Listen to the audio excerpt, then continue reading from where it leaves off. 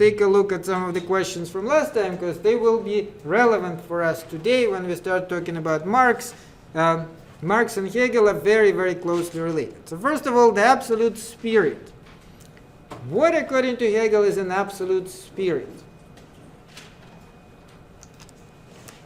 It's a little bit of a difficult concept, but there's a simple answer which I actually gave you for the review, and which the book kind of assumes. So what exactly is an absolute spirit? Yeah? Every human mind, but greater than the sum of all its parts. Exactly. So basically, if we take all the human beings together, but it's greater than just sum of their parts. That's the one way to answer it. Even though, like I said, Hegel himself never specifically says that, but it seems like that is what he means. How did Hegel think, what did Hegel think was the problem with the morality of the early Greek states? He was a big fan of ancient Greece, but he said they had a problem. What was the problem? That it wasn't based on reflection? Exactly. They were living unreflectively. They were not questioning, why do we live in this way? And that was problematic, and then like it kind of snowballed into bigger problems, and the whole thing collapsed. What did Hegel think art, religion, and philosophy try to accomplish? So they all trying to do the same thing, but in different ways. Comprehend it, right? Comprehend the absolute idea in their own ways. This is 3 different ways to do it. Art is the most primitive one. You are just trying to represent something. You are drawing something, I don't know, whatever it is. And though that modern art, in this sense, is probably the most striking, because modern art, what are they even drawing? Absolute idea. That is something which we kind of can feel on some level. Some people can. Some people say, oh, what is this gibberish? I don't understand. But nonetheless, there are people who actually can kind of sense something about it. However, it's not specific, and it's hard to say what is it. However, Hegel thought that religion does it a little bit better. Religion tries to do the same thing, but a little bit better in myths. It's a mythology. The whole story any religion tells you is a mythology, but it also tries to accomplish the same thing, just try to comprehend this absolute idea. And finally, philosophy does it in the most explicit way. It actually tries to tell you things straight up.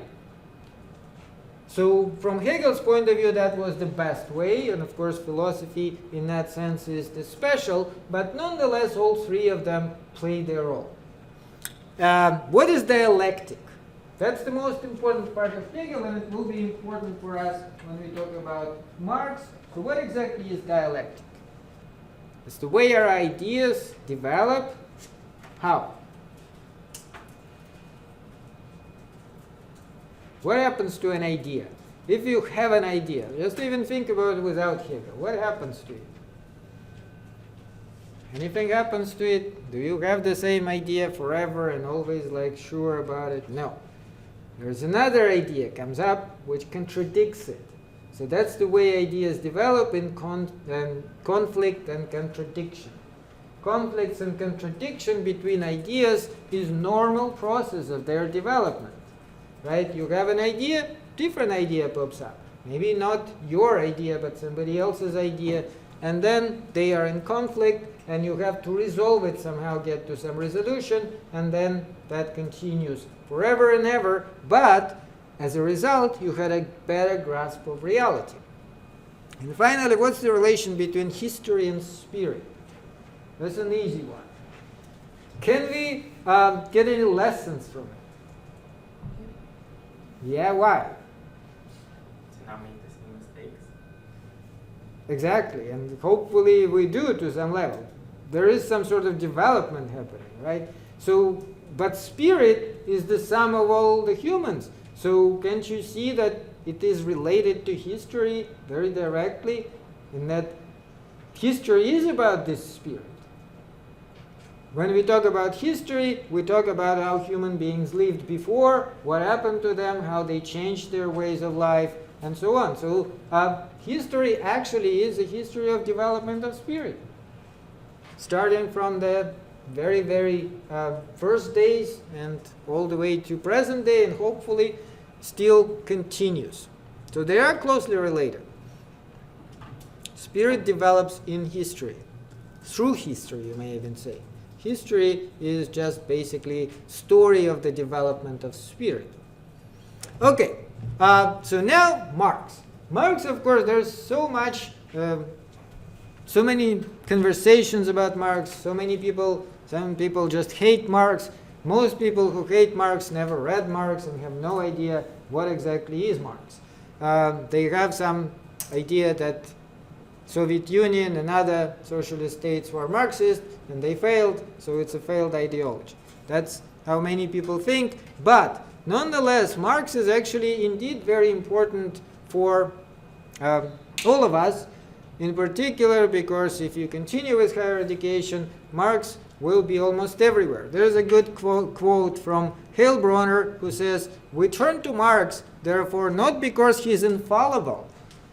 He makes mistakes, but because he is inescapable. You cannot avoid him." Everyone who wishes to pursue the kind of investigation that Marx opened up finds Marx there ahead of him and must thereafter agree with or confute, expand or discard, explain or explain away the ideas that are his legacy. Indeed, a lot in science, in social science specifically, is closely related to Marx's work, which is very groundbreaking. And a lot of his ideas are very provocative and interesting. So who was Marx? First of all, just some biographical information. He was born May 5th, 1818, in Germany, in Trier. Why is this important? Well, remember what year Hegel died? You probably don't remember. Anyway, Hegel died 1831, so Marx actually kind of overlaps with him a little bit. He was 13 years old when Hegel died. And at the age of 17, he entered first University of Bonn and then transferred after 1 year to University of Berlin. And that is where Hegel actually was lecturing, except by then it was, 1836. So 1836 is when he came to Berlin, 5 years after Hegel died. But there were even some students there who took lectures with Hegel. Hegel himself was gone, but his spirit was still all over the place because he, remember I told you guys, he really impressed all the students. Students loved him. They took notes. The lecture notes were later published as separate books because we tried to understand Hegel a little bit better, and Hegel didn't publish as much as we would like him to. So certain lectures were just collected by students. They collected everybody's lectures who were taking notes, and they tried to put it together and published it as separate books. Eventually, Marx got his doctorate in philosophy. He actually was a philosopher by education from University in Jena in 1841. He specialized in Democritus and Epicureans. That is some of the post-Aristotelian Greek philosophers. Then, however, he probably should have and would have become university professor, but his ideas were a little bit too controversial for the government at the time, as you can imagine. And so they banned him from teaching. As a result, he first started doing journalism. He had a published magazine, but then they closed down this magazine too. He lived a few years in Paris. The French government had problem with him. Eventually, he ended up living in London. For the rest of his life, he moved in London in 1849, so 31 years old. He had a wife, he had children, he was a loving father actually, and led a very peaceful life. We think of him as a father of the revolutionaries. Well, he was not much of a revolutionary himself. His work may be, but he himself was just going to British Museum, spending all day there, writing his works, and the rest of the time he was with his family. He didn't have much money. In fact, he was very poor. His friend Engels was helping him out because Engels was rather wealthy, and also he was able to do some journalism work for the newspaper here in the States, but they were always in complete poverty. The family was not living well. Then his wife died. He was very heartbroken because he loved her dearly, and then he died.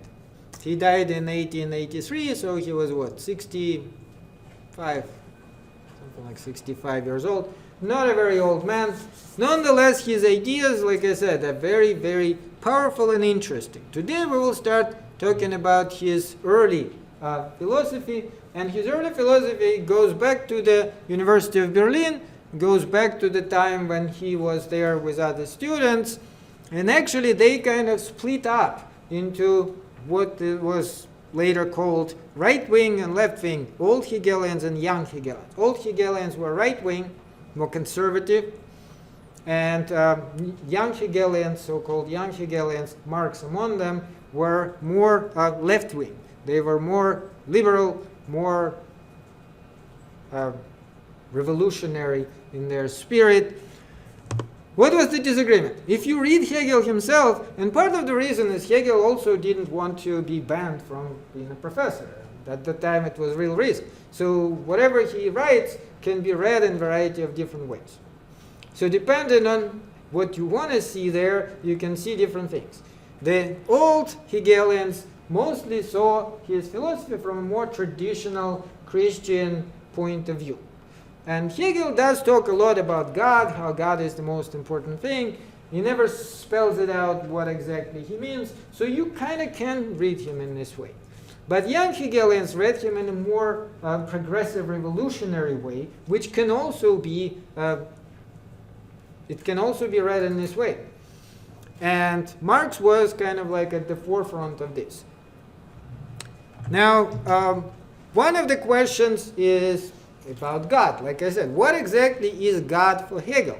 In traditional theology, God is, of course, creator of the universe, all-powerful being, separate from the universe, controls the entire universe. But when God talks about, when Hegel talks about absolute, as we already kind of mentioned during the review, is he talking about this kind of entity, somebody who's separate from the world and controls the world? It doesn't seem like he does.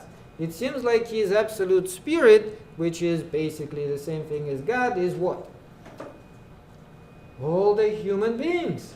The human beings, even though it's greater than human beings, and he constantly makes it sound like there is something in addition to that, but even that can be still understood as just because the large number of human beings is bigger than the same amount of human beings one by one, right? When human beings are together, they are kind of more smarter and more powerful and more interesting than if you take just several individuals. So this is kind of the way to read it according to young Hegelians. Now, one of the most interesting concepts from his early work, which he later stopped talking about very much, and in fact this entire work was lost for many years. It was only in the 20th century when these works were rediscovered. This is what he wrote as a young man. But this is probably one of the most interesting ones from our point of view now, the work on alienation. What exactly is alienation? Did you guys do the reading? Did anybody? Yeah, it is a little bit difficult language, but you could hopefully see he is talking about alienation there. And we will talk about it in more detail now. It's a very interesting early work, and it was abandoned. It's actually a fragment. He kind of stopped writing it in the middle. We don't have any end to it, but it is a fairly large chunk of work, and he talks about alienation differently than Hegel thought about alienation. Hegel, in Phenomenology of Spirit in particular, mentions alienation. But this is what he means. The chapter there is called Unhappy Consciousness. Alienation is a result of inverted understanding of the subject of religion as external God, while true God is spirit. So what exactly happens there? Feuerbach, who was actual student of Hegel, and one of the young Hegelians spelled it out in more precise language. And this is what Feuerbach was saying. So, first of all, when we think about God as separate entity, right? There is God and there are humans. God created humans, but who should you love? God. Right? That's what religion tells you. Love God. Now, if you think about it from the Hegelian point of view, God is actually humans. So who should you love then? Humans. Right? So that is not the extra entity somewhere, God knows where, which we're supposed to love. And Hegel does go about it when he starts talking about Christ, because he says one of the greatest things about Christianity is that Christ is, of course, God. But Christ is also who? A man. So at least in terms of one person, the realization was that you should love an actual man rather than some extra entity which is God, whatever that is.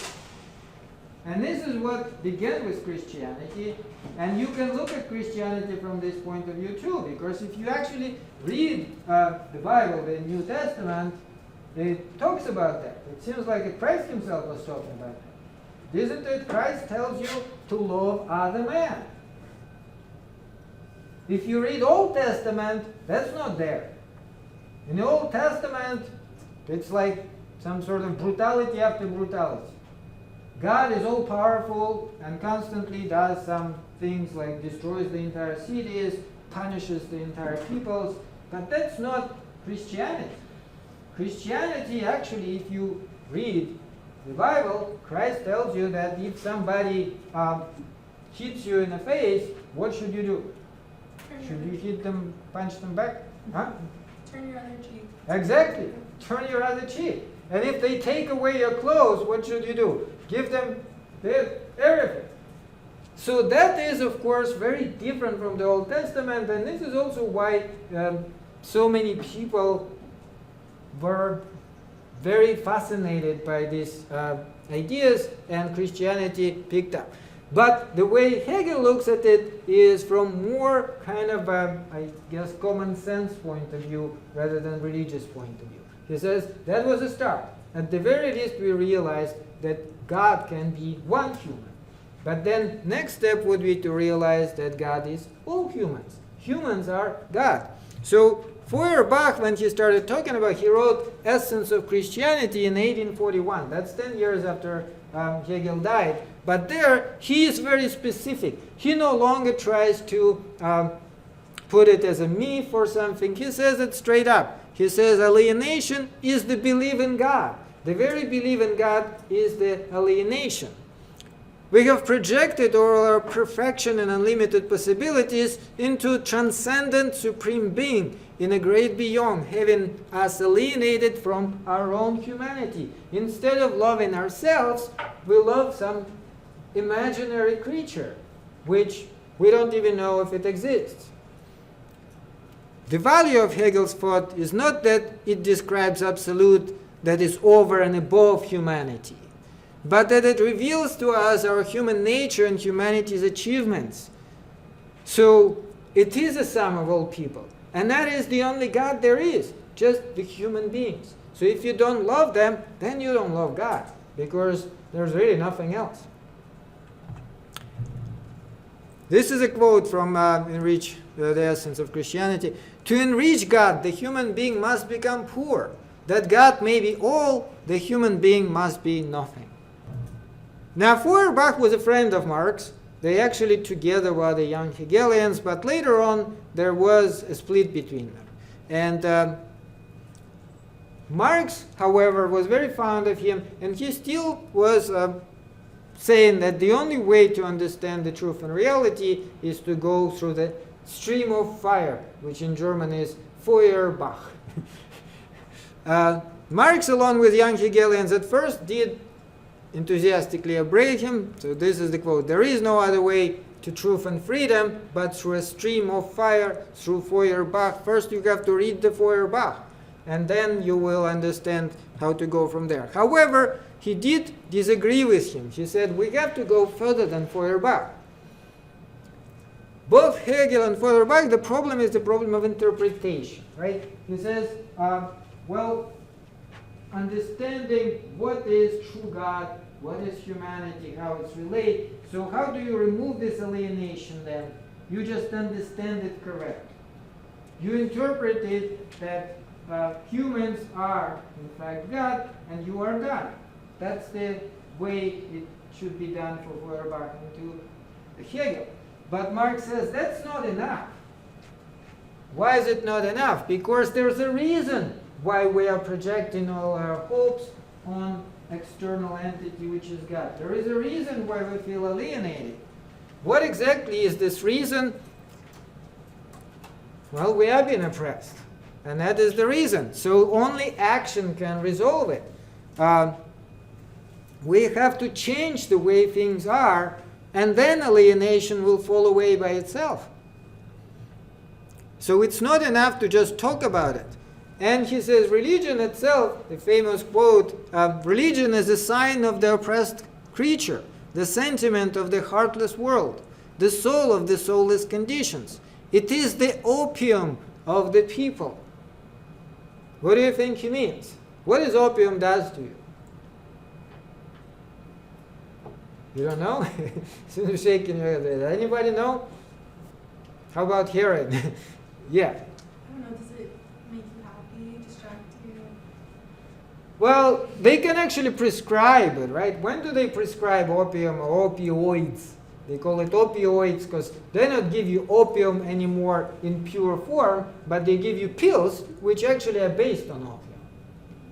When you're in pain? In pain, it dulls the pain. The pain goes away. Of course, it's addictive. That's the problem with opium, right? Opioids are very addictive. If you have a sharp pain, you can take opioids for a short period of time, but you better stop. Because if you continue, then what actually happens is your brain stops producing these happiness hormones by itself without the opium. So once you stop taking it, then you will feel extremely miserable. And it will be very difficult for you to go back to normality. You will actually have to take it all the time.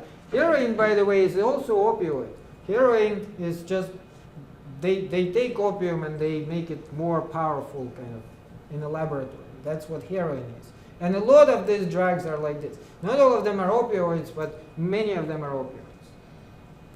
So doctors do prescribe them for extreme pain, specifically, especially to patients who are about to die, right? If somebody is dying, they maybe have 2 months to live, and they are in pain. Well, you don't want to kill them, obviously, but how do you relieve their pain? In that case, sure, opioids, because, they don't have much left anyway. They may as well spend their last couple of months without pain. When it comes to normal, healthy people, doctors should be very careful. Sometimes they are not. Because there's been these scandals about that, because they get kickbacks from the manufacturers if they prescribe this stuff. So they sometimes overprescribe it, they give it to you, you get hooked up, then they can't prescribe it anymore because they also are limited by the law. But people try to seek for it somewhere else, they start going on drugs. So that is a different problem. But the idea here is that religion serves the same purpose. So what does religion do? It dulls your pain. If you are not happy in this world, if you're miserable, what do? Pray to God. Here's the good news. Once you die, you will go to paradise and everything will be great. So what's the moral of this story? Don't do anything now. You don't like your boss, you don't like your life, just wait till you die and then things will be great. Isn't it convenient?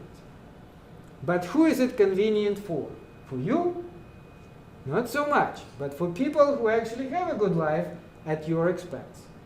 So that is the idea here. Religion serves like this. And he says the abolition of religious as an illusory happiness of man is the demand for their real happiness.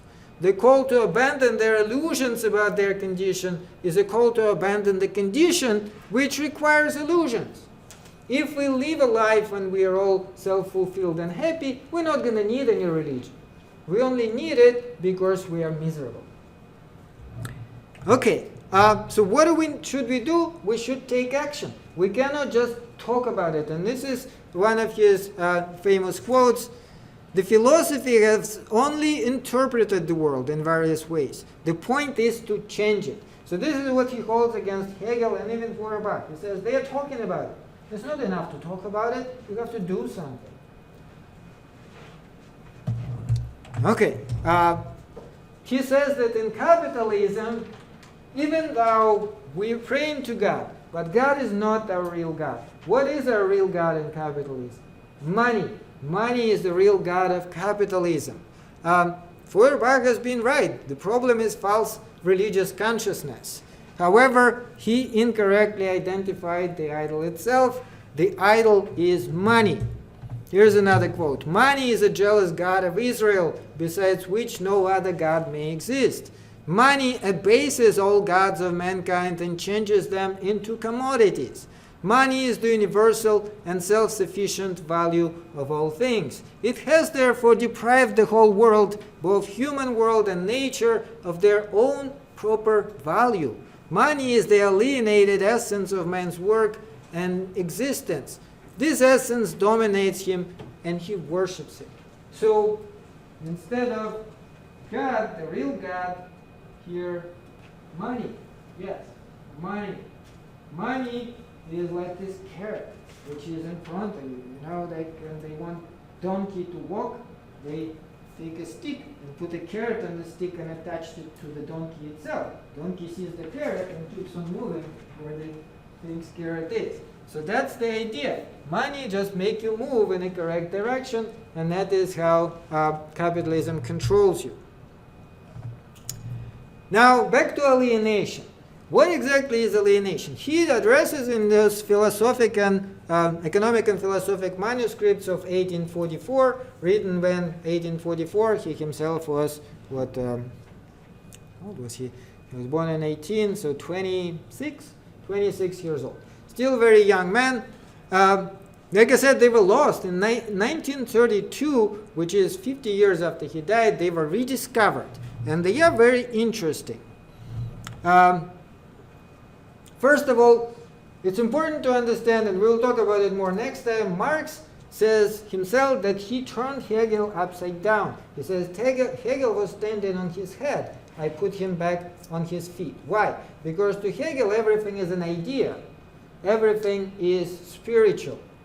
Marx says no, it's actually, he's right about everything, but it's matter. It's actually all physical. And this is what is fundamental. Not the ideas, but physical matter. Real individuals, concrete economic and social conditions. Stop talking about spirits. Spirits is an empty word. But there are real people. And these real people do real things. They do real jobs. They create real goods.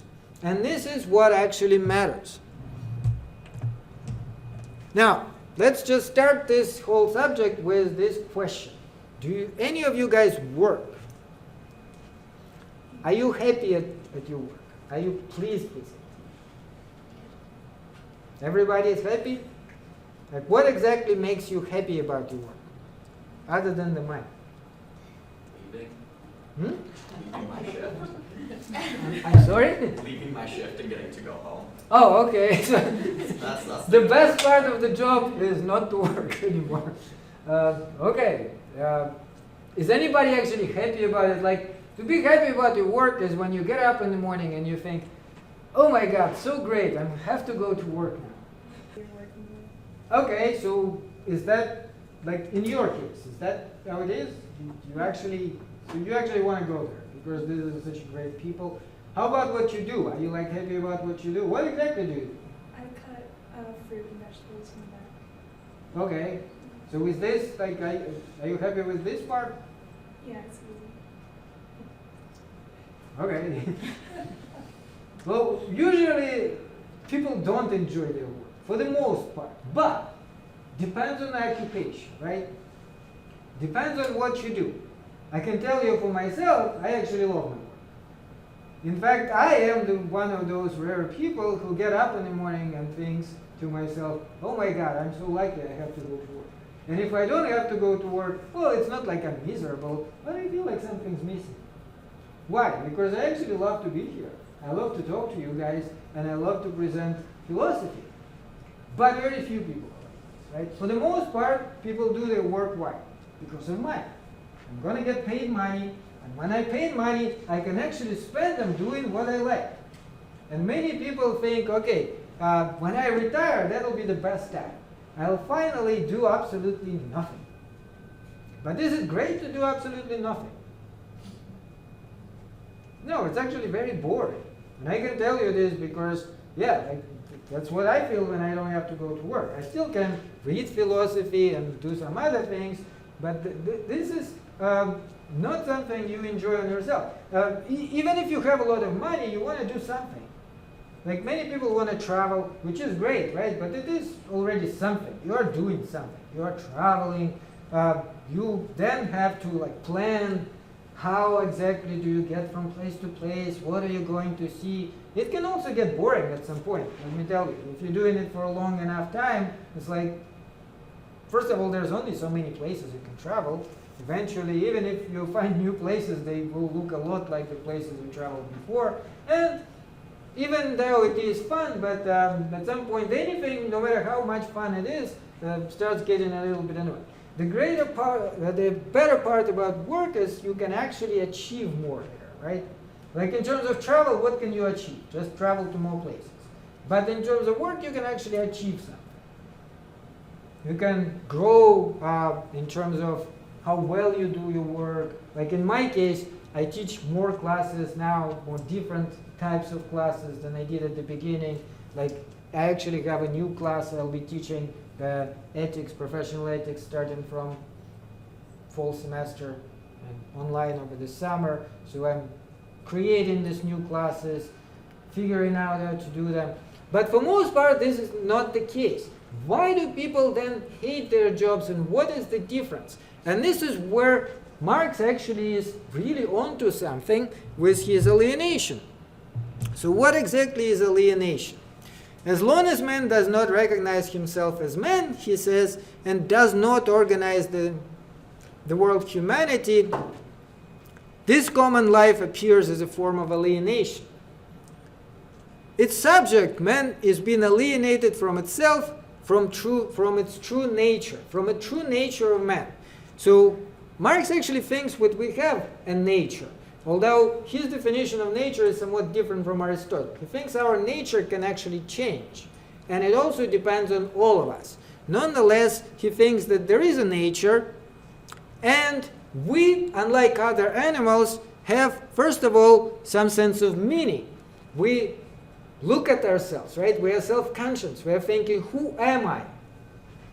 What am I doing exactly? And also sense of self-worth. We are valuing ourselves against other people. We are wondering, am I better than other people or worse? Do other people look up to me, or do I look up to other people?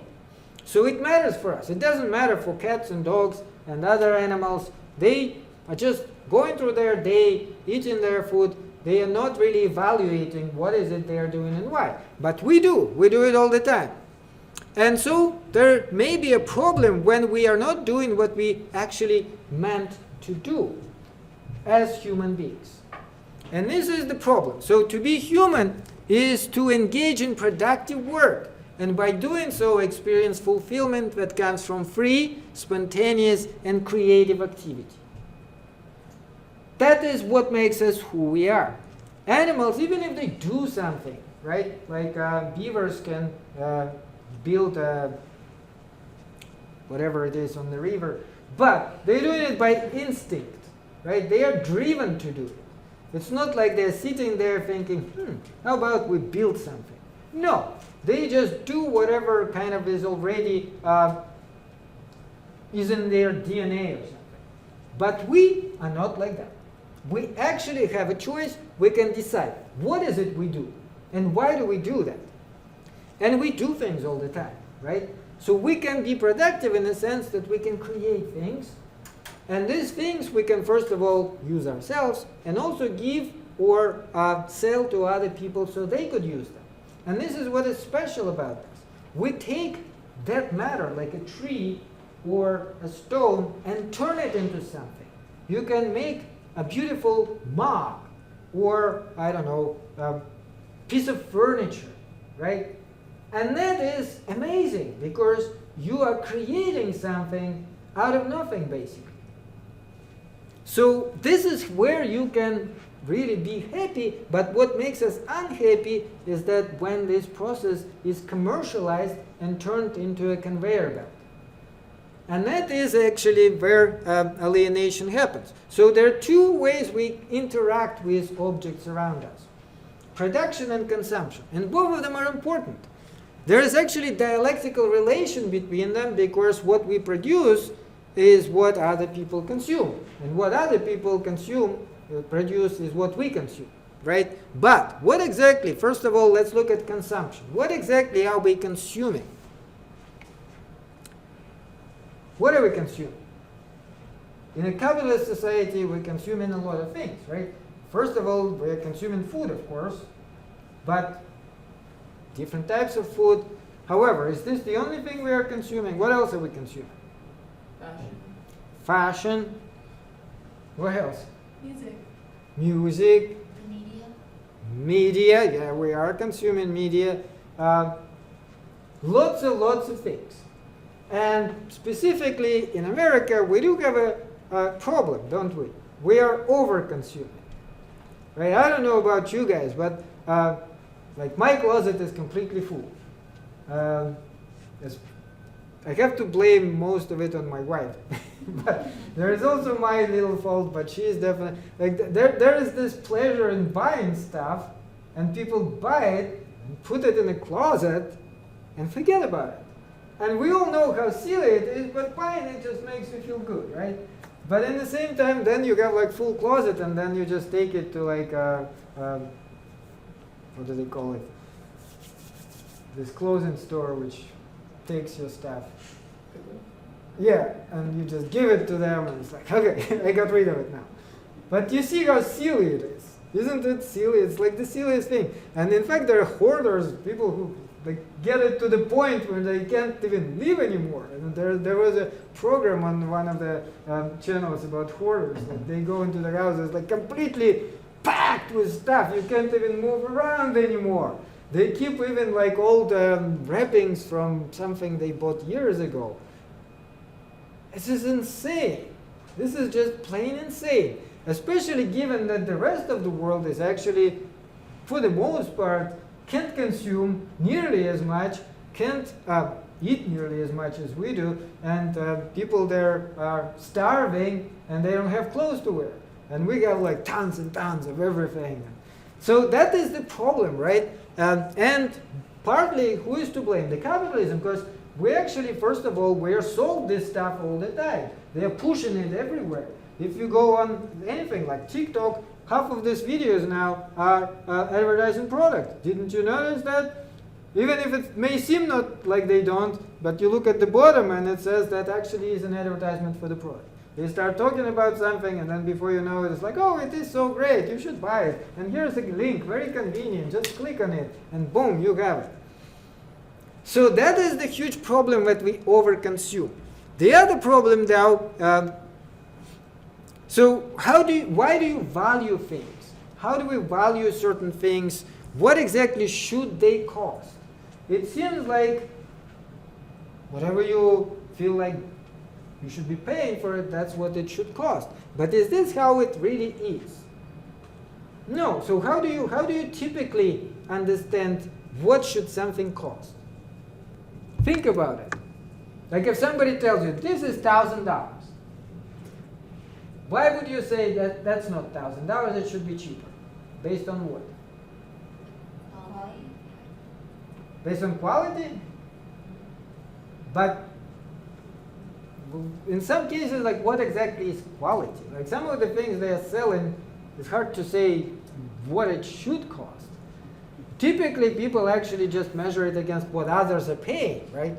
Like if somebody paid less for similar stuff, you would say, okay, then that is expensive. If somebody paid more for similar stuff, you say, no, that's actually is cheap. But how do others decide what to pay? Well, who knows? Typically, it's just like whatever they decided the price was, and then they wait and see whether people will buy it. But you can create a hype, and then people will be buying it, even if it is overpriced. This is typical. Let's think about designer clothes. Is it really worth this much money? I remember in one of the TikToks, this girl said she's like 50,000 in debt or something, and she was actually saying what she bought, and it's like a hoodie for $500. Hoodie for $500.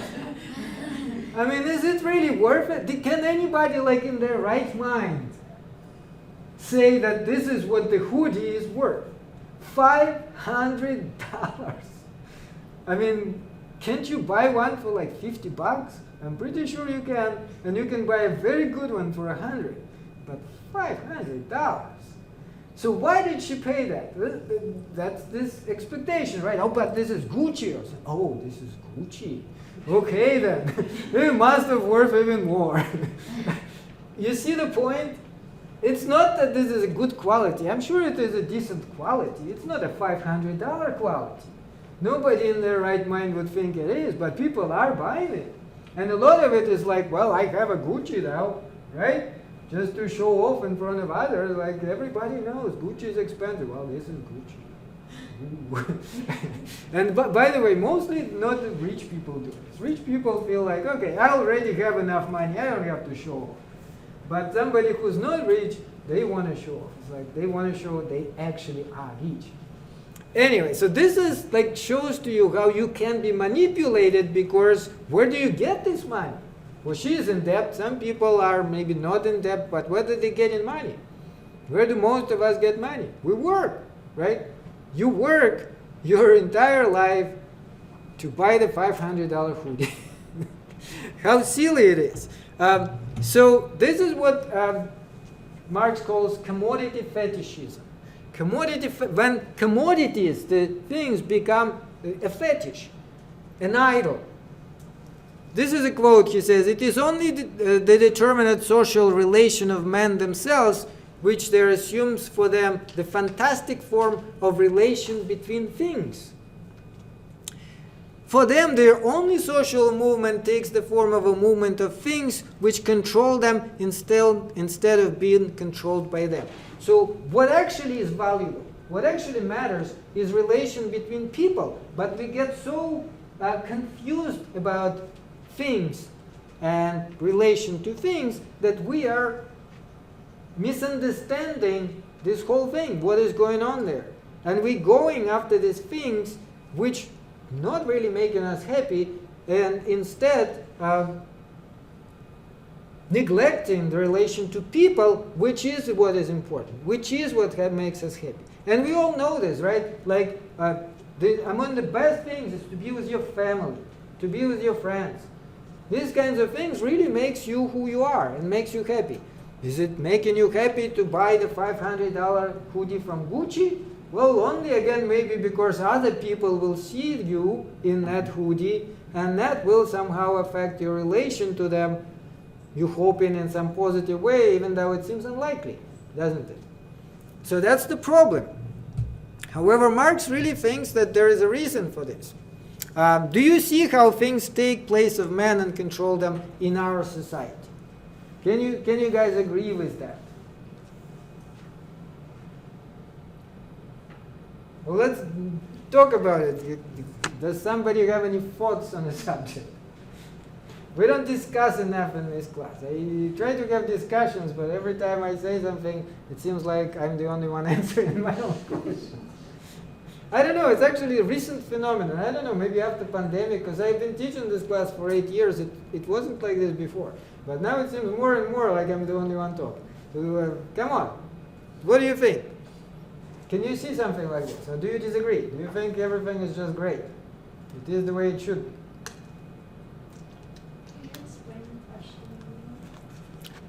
Do you see how things take place of man and control them in our society?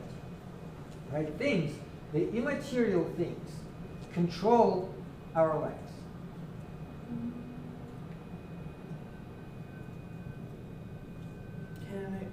can one example be like food? Because I feel like sometimes, like, especially with social media, like, people start trends with, like, a certain food. Like, I don't know, sometimes, like, right now it's very popular to, like, drink a matcha. And it's, like, you know, like, where was that, like, 10 years ago? So it's just kind of, like, sometimes it's, like... Can you think how it controls your life? I mean, yeah, because it's, like, all over social media. And then even everyone, like, at work will be like, oh, like, me and my matcha. And it's, like, okay, there's that, like, overconsumption again. And then just kind of, like... In terms, yeah, then you could think like everyone's just kind of the same. Like we're all just cattle. Like, I think part of this is like among the young people, it's been always, and it's like the case everywhere. I think part of the reason is young people do want to kind of belong, and then if something is trendy, you feel like I have to do this trendy thing to belong to the group, right? So that is a type of control. Anything else? Like, yeah. Probably like technology. Okay. Is part of almost everyone's everyday life. So kind of just controls how we interact with each other, how we do things. Oh yeah, the most recent technology, which is the cell phones, right? Mm-hmm. I mean, that definitely, I witnessed it completely because I mean, I grew up when there were even no computers, if you could believe that. And then computers started showing up, internet in the 90s, and then cell phones totally changed the game. Because at least the computer was pretty big. You needed to pay a lot of money and to have it at home. If you're not at home, no computer. Or maybe at school there could be a computer room. But certainly you couldn't carry it around with you all the time. Whereas now, I mean, you said it and you like back on your cell phone too. I mean, that is certainly like one of those things. You get to resist it at least somewhat because it is controlling. It's taking away your attention constantly. One of the things I noticed, which I never do that, but I see so many people do it, is literally walking with your phone like this. And it puzzles me because I personally don't understand, like, what is there so important that you cannot wait 5 minutes until you sit down? Like, are you waiting some news about, I don't know, $1 million winning a lottery or something? What is so urgent? And that you're risking actually tripping up or something and breaking your head. Same thing when two people meet. It's like everybody knows it, but we still do it. When you meet, you sit down and you immediately both pull out your phones and like go into your phones. Like, what happened to conversation? I don't know, there's everything on the phone now. That's controlling, right? It's changing your life. You are, and another thing, what exactly are you doing on your phone? What is the most popular things now? Social media. Yeah, social, like what, for example? TikTok. Yeah, like TikTok. I do TikTok sometimes myself. It is kind of addictive, right? Because, well, no, yeah, but they are smart about giving you exactly the kind of stuff which you are looking for, and it's so easy. Unlike books, for example, you have to put quite a bit of effort. Like I assign you reading, you probably read a couple of pages, like, oh, that is so boring. And then over there, it's all videos and people are dancing and stuff. So you can watch and watch and watch, and you don't get tired. But also the problem, though, is if you don't get tired, your brain is not doing anything either, right? And if you do a little bit of it, I actually do it usually for about 30 minutes before I go to bed. And one of the reasons I do, I actually want to know what's happening with young people in particular, what's going on. And there is an interesting thing, because people sometimes, the most interesting videos to me, when people honestly say what is happening with their life. Like some people complain about certain things, or they describe certain situations, right? That is real life. And that is, of course, something which before you couldn't have, because before you could watch TV, but everything on TV is scripted. They've done the whole thing, like there's like 50 people working on it with professional cameras, and this is all gone through like several circles of selecting the materials and everything. But this is real life. This is what people themselves are putting out there, so it is interesting. But at the same time, there is so much of like garbage there too. including, like I said, so many commercials, so many advertisements, sometimes very sneaky ones. And you know that those popular bloggers, they make a lot of money on that. They actually get paid for views, but they paid even more money if they endorse a certain product, they have a deal, and then they somehow offer it to their clients, and they make a lot of money on that. But there is another downside to that, because it also means what? It's manipulative, right? They are manipulating you into buying this product, and that is what it is. And the whole thing is extremely addictive and extremely manipulative. Anything else? Any other examples?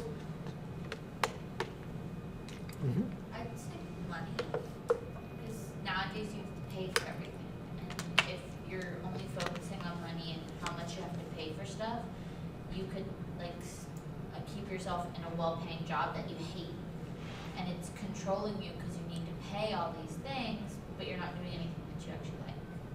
Yeah, exactly. So that's the example with the $500 hoodie, right? I mean, the girl got $50,000 in debt. Where is she going to get this money now? She's going to be working, but this $50,000 in debt also has interest, right? So she's paying, I don't know, what is it, like 6%, 7%, depends on, and if it's credit card, it could be 30%, a year, which basically is thousands of dollars for nothing at all, just to pay back the interest on this debt. And then on top of that, she gets to pay off some of the principal, some of the money she borrowed.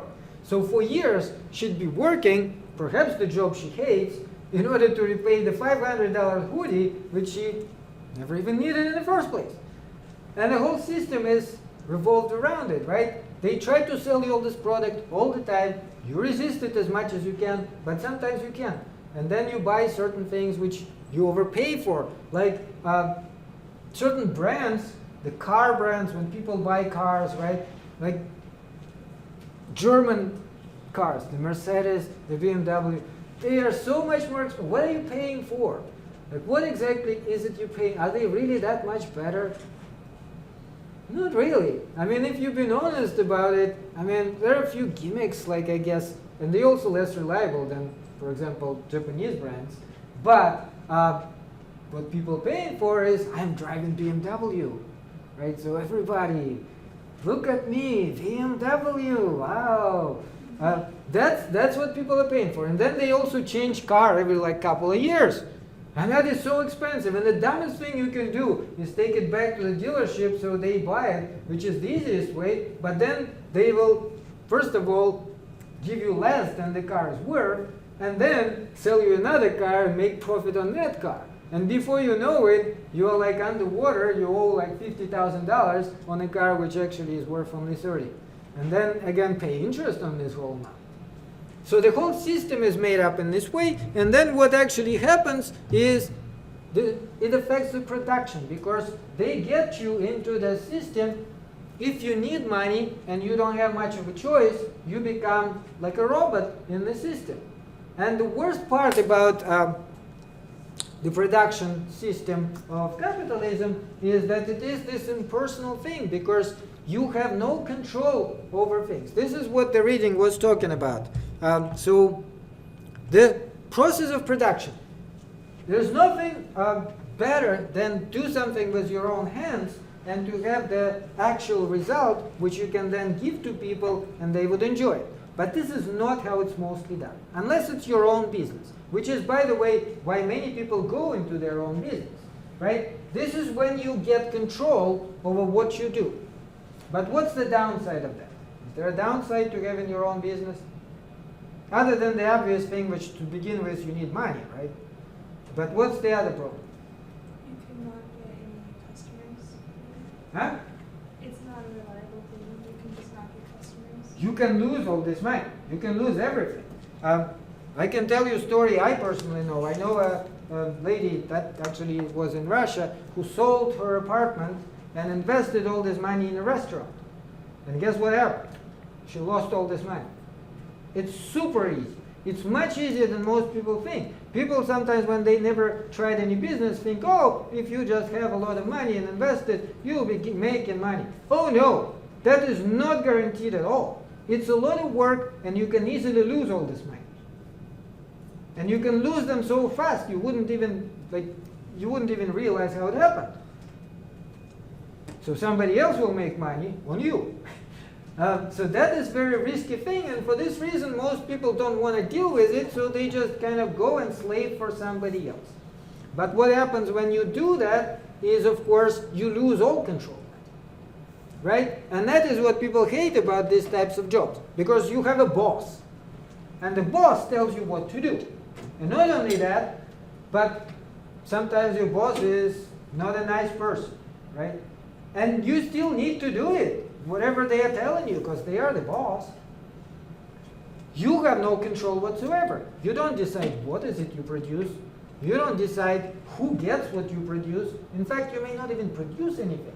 You could be just doing one simple operation, like, I don't know, like they talk now about bringing back those iPhone production into America. I don't know if you guys heard about it. So they said, we will be screwing tiny little screws into the iPhone. Do you guys want to screw tiny little screws into the iPhone? Is this like your ideal occupation in life? I don't know, have you seen these funny videos Chinese people are putting up about like the Americans sitting there and making things? Well, there's a truth to that. I mean, the factory production is one of the dullest, most unpleasant things you can do because it's broken down into tiny little operations. And this is what Marx is actually talking about, because at his time that was most of the works. It was in factory production. And they didn't even have any limit as to how many hours you're supposed to work. Like right now, 8 hours, right? If it's more than that, they have to pay you overtime. Back then, no. They can tell you 12 hours a day, 6 days a week. We will give you Sunday off, okay? That's it. And they're not going to even pay you overtime. There's no overtime. What's overtime? And they will pay you so little that you'll barely be surviving. It's only with many, many years after that, and actually with a struggle of the working people, that they were able to improve their conditions. The strikes, the unionization, and so on. If you don't do that, then of course, because from the point of view of a person who owns the business, of course it makes sense to pay you as little as possible. And that's again a business decision, and you have to understand it. They also are working on the margin. It's hard for them to keep their business going. It's not like they're making millions. Well, some of them do, but for the most part they don't. So they are trying to pay you as little as possible. If they pay you less, they also can make their product cheaper. If their product cheaper, more people will buy it, so their business doing better. But from your point of view, of course, you're looking from a different angle, right? I'm completely underpaid here. I'm working so much. So then you try to kind of fight against them and demand better conditions, better pay, better hours, and so on. And this is the balance we kind of been dealing with. So human production, that is what human beings really are special about us. What is different from all other animals. And this is why when it's taken away, when we don't have any kind of control over it, we feel not at home, we feel alienated. And Marx talks about alienation in several different ways. So it is for us both freedom and necessity. The realm of necessity is that labor is required to satisfy our basic needs. We have to work. Right? As human beings, we would not be able to survive if it didn't work. But it also is a realm of freedom, because this is where we can self-actualize ourselves, to actually have our imprint on the world, to do something so that other people would appreciate you for what a wonderful human being you are. But when we do something which we have no control over, we are alienated. So alienation is a function of, first of all, according to Marx, the society's productive capacities. Capitalism is the most alienating system because of what is the capitalist production? It's typically this type of factory production where you have only one small operation. You're not doing the whole thing. Like back in medieval days, if somebody was making shoes, how would they make the shoes? First of all, they would themselves find the material, right? Say leather, they'll figure out what to do, like what kind of shoes. So they will design it. Then they will produce the entire thing by themselves.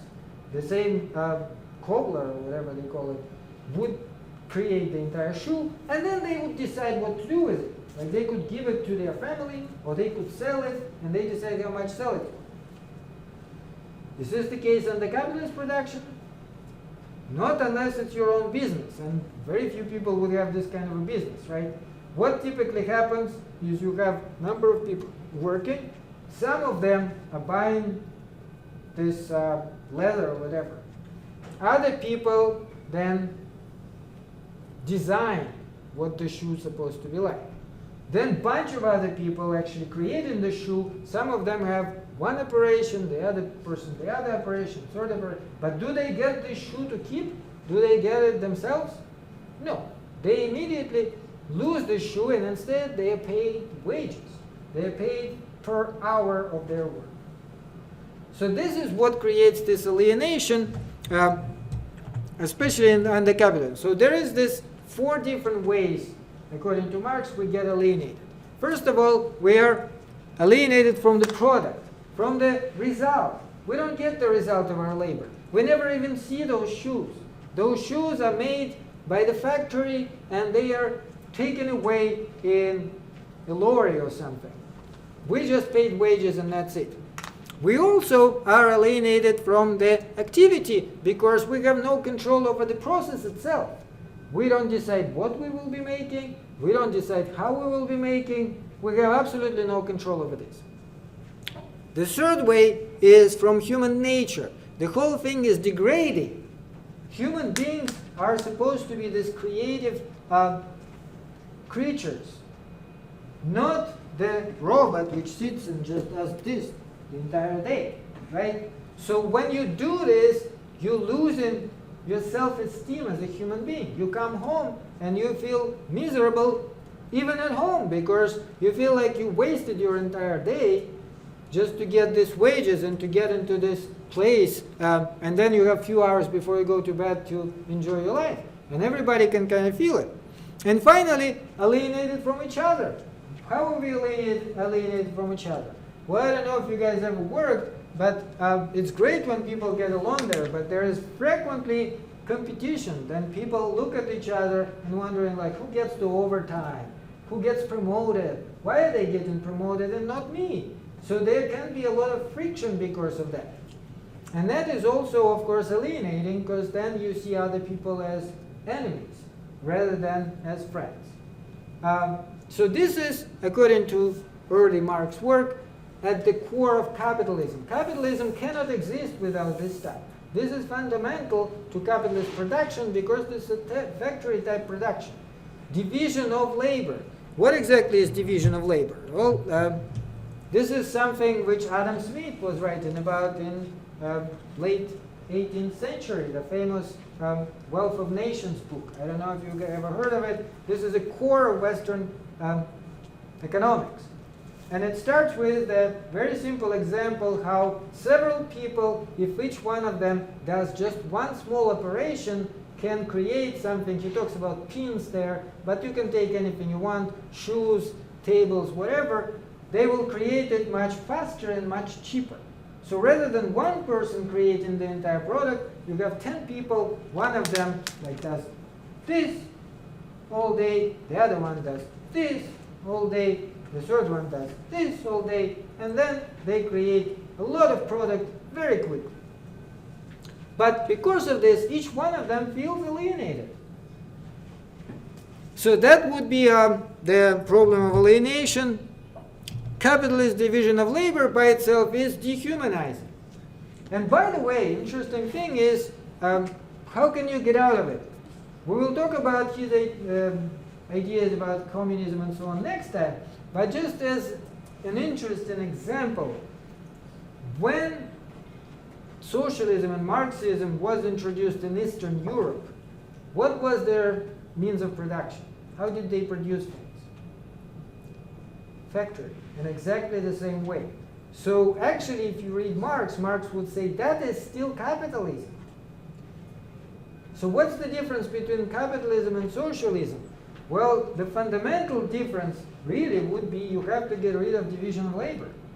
You have to make sure that every person is a creator, that what you do is who you are, rather than working for a boss. So when people still work at the factory and they still only, each one of them does this one thing, whether you call the system socialism or not, it's not becoming socialism. It still is capitalism, except then it's a state capitalism because the state exploits you instead of the individual capitalist. And the state can exploit you too, just as much as the capitalist. The state would be what? This entire group of bureaucrats who run the entire machine. So that's important to understand. Not everything which is called socialism is really socialism. You need to get rid of the division of labor. You need to get rid of this mechanical, unskilled labor specifically. And how can you do that? You have to have different means of production, which only comes with progress. So capitalism and freedom, the consolidation of our products over us out of our control is what happens under capitalism. Loss of control. You no longer control either how you produce things or how you consume things. Other people control it for you. Other people, of course, take advantage of that, and not everybody is alienated, not everybody is unhappy, but the people who are happy are the ones who are not part of this machine, who don't feel like they are small tools in this big machine, right? It is people who actually have control of what they do. And again, if you take me, this is the example why I feel happy. Why do I feel happy? I have complete control over how I design these classes. I can do them any way I want, right? I don't have bosses. Nobody tells me what to do. That actually is one of the great things about education, that if you work in education, there are no bosses. Like we have dean, but that is administrative position. Dean doesn't tell me what to do. Like nobody actually can tell me like, today you come at 8 o'clock and you clean the floor.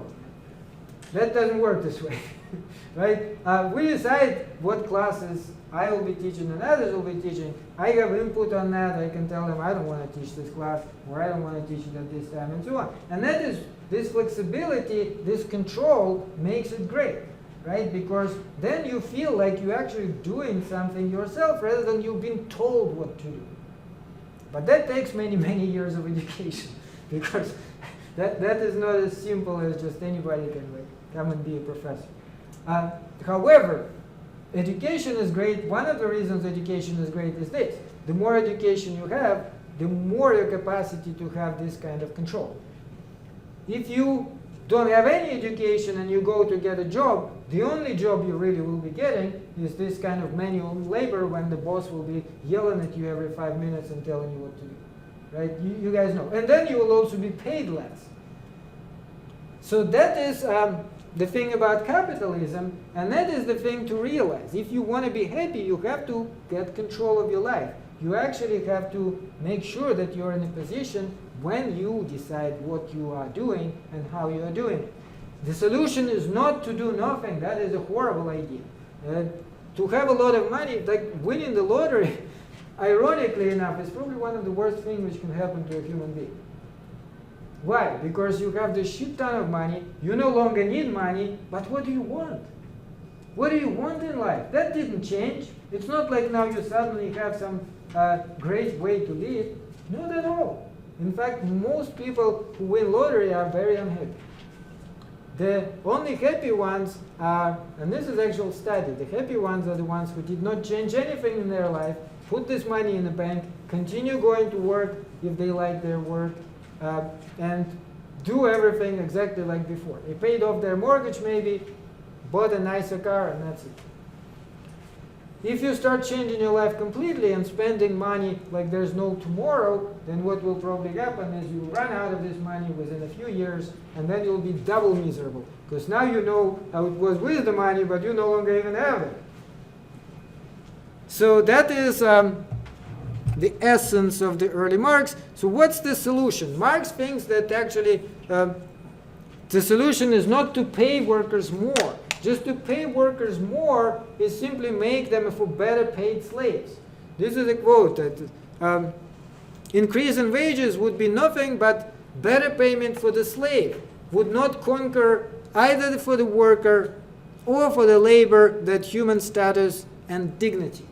So the better paid worker is of course better than worse paid worker, but it still is a slave of the system.